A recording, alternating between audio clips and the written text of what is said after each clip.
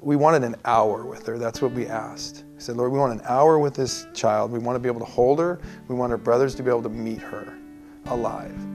And so she came, and we were excited that she was born and she was alive.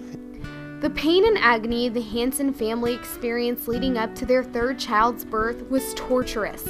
After a routine visit to the doctor, the Hansen family learned the frightening news devastating the family of 4. Grace was diagnosed in utero, so when Julie was pregnant with her, she was diagnosed with it's a rare chromosome deletion. It's called a 6p24 chromosome deletion. So there were 3 basic outcomes that the doctors told us. 1, she was going to be stillborn. 2, she would be born, but once she was born, she probably wouldn't be able to go very long. She wouldn't be able to breathe, probably live a very short period of time, an hour or less. And then the 3rd outcome was that she was going to survive, but we would have a child that had some severe difficulties and a difficult life ahead.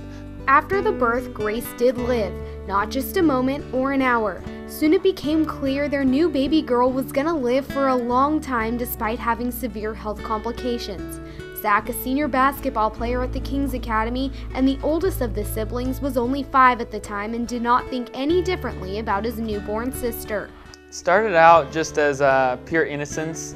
I didn't really know the difference between her and the other kids, but as I grew up, I saw that unlike me and my other brother, she was a little different. But I think just because she was my sister, I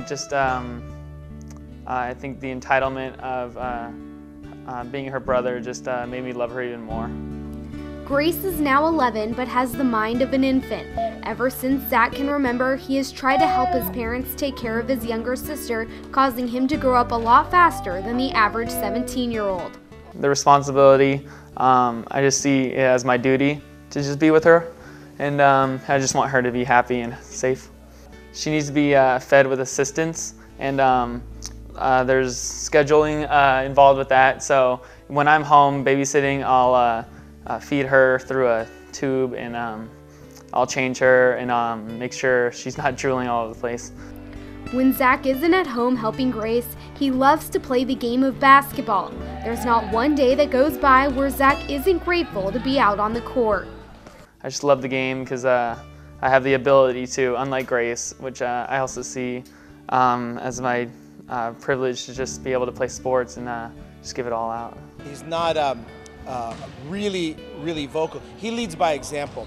He's got tremendous character, very conscientious. He's just a team player. He's been just such a great person to have on the team. Never gets down, always enthusiastic, always positive, just so coachable and just a great person to have on the team. Even though it's not always easy for Zach and his family, the life lessons he has learned at such a young age will last a lifetime. There's lessons in life that you can't learn unless you go through something.